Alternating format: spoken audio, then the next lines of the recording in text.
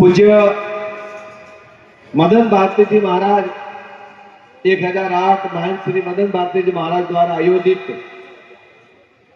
આ કાર્યક્રમમાં મંચ પર બિરાજમાન પરમ આદરણીય સંદેય વંદનીય 1008 महंत रेवापुरीजी महाराज, परम आदरणीय श्रद्धेय वंदनीय 1008 महंत सुखदेवपुरीजी महाराज, परम आदरणीय वंदनीय महंत चीनू भारतीजी महाराज, परम आदरणीय श्रद्धेय वंदनीय संग्रामजी महाराज, परम आदरणीय संत वंदनीय समस्त भेग भगवान परिचरणों में कोटि कोटि नमन और हमारा घना घना ओम नमो नारायण।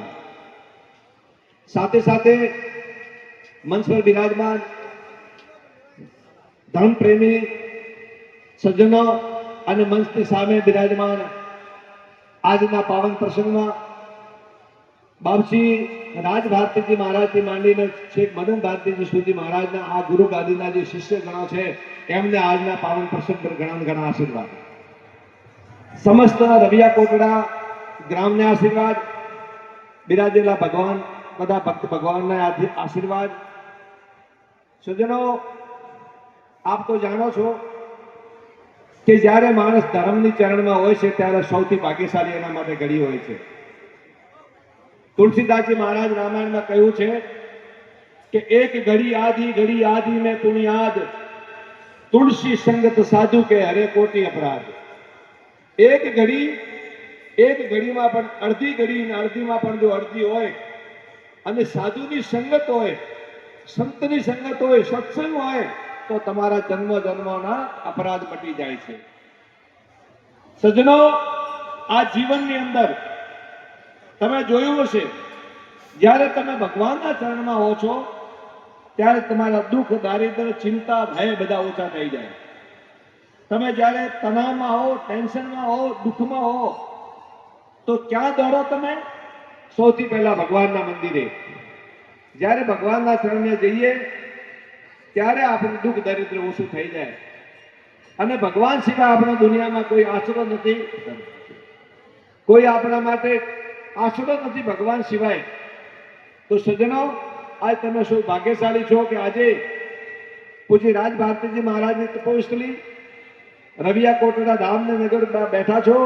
તમારા જેવો દુનિયામાં કોઈ ભાગ્યશાળી નથી। તમે જોયું હશે માણસની પાસે પૈસા હોય, સંપત્તિ હોય, ધન હોય, રૂપિયા હોય, જમી હોય, જાગીરી હોય, પણ એની પાસે જો ભગવાનની સત્સંગ ના હોય તો એના જીવનમાં સુખ આવતું નથી, શાંતિ આવતી નથી। તમે પ્રસંગ જોયો હશે કે જ્યારે મહાભારતનું યુદ્ધ થવાનું હોય ત્યારે ભગવાન શ્રી કૃષ્ણ પડ્યા હોય ને અર્જુન એમની પાસે કઈ માંગવા માટે જાય। જ્યારે અર્જુન માંગવા માટે જાય ત્યારે ભગવાન સૂતા હોય। જ્યારે સૂતા હોય દુર્યોધન પણ આવે, દુર્યોધન પણ ભગવાનની પાસે સહાયતા માંગવા માટે જાય।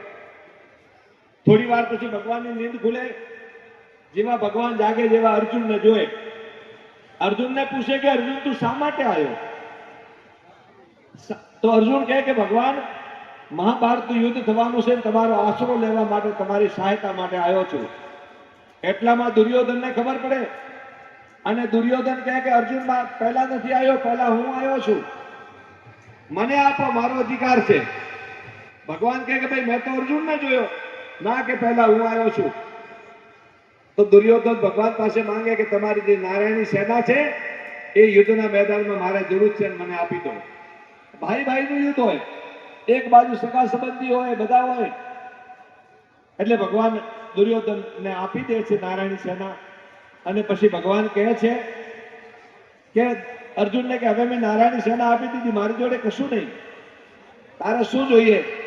ત્યારે ભગવાનના ચરણોમાં પડીને અર્જુન ભગવાન શ્રી કૃષ્ણને કહે છે કે પ્રભુ મારે કોઈ તાકાત નથી જોઈતી, કોઈ નારાયણી સેના નથી જોઈતી, મારે તો આપના ચરણ જોઈએ છે અને મારી સામે ધર્મ સંકટ છે, મહાભારતનું યુદ્ધ છે અને હું માત્ર ને માત્ર ફક્ત તમારા ચરણે આવ્યો છું, મને આશીર્વાદ આપો। અને મારી આંતરિક ઈચ્છા છે, મનની ઈચ્છા છે કે યુદ્ધના મેદાનમાં જ્યારે હું ભટકી જાઉં ત્યારે તમે મારું માર્ગદર્શન કરો અને મને સહાયતા કરો। તો ભગવાન કહે છે કે દુર્યોધન અર્જુનને કહે કે હું શસ્ત્ર નહીં ઉપાડું.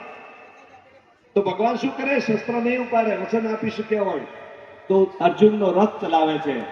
આ ભગવાન જ્યારે અર્જુનનો રથ ચલાવે છે ત્યારે તમે જોયું હશે, જ્યાં જ્યાં જરૂર હતી ત્યાં ત્યાં અર્જુનને લઈ ગયા.